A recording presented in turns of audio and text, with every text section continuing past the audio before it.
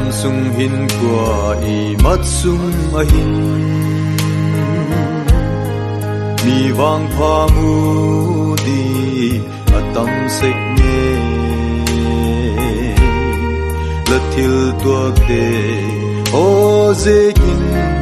wang se kisan sui sai la go mai em la thil tuak te ho kha lal pa na hiya la hak sa tuak te zia kin sui sai mai di la go se kem una la pogi Jesu ke nga tha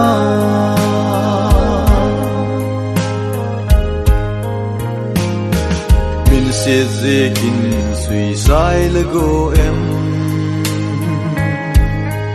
gen the kisan sui sai la go mai em ilom asa thei pe na ahun sem tun sui sai di na phal ko la thil to te ho kha lal pa na hiya la hak sa tuak te zia kin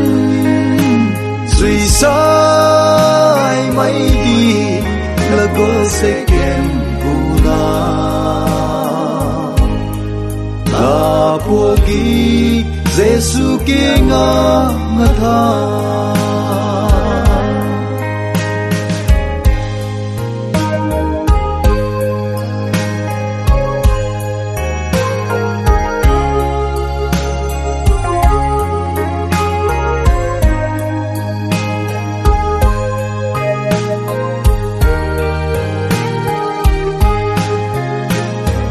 Nanggol mel tu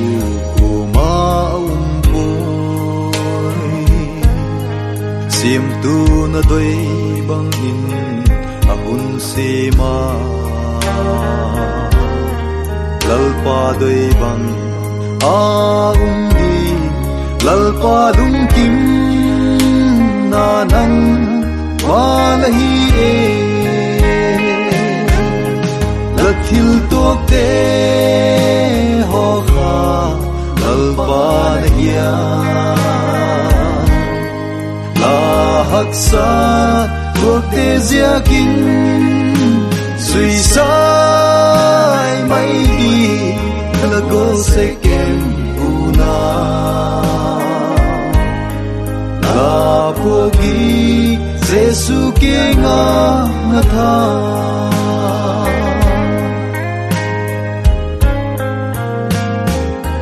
Thiên ma ku in vang se kisa bao chap in mi thi la seng tam em la hak sat tua te zia kin Jesu ke nga hun pui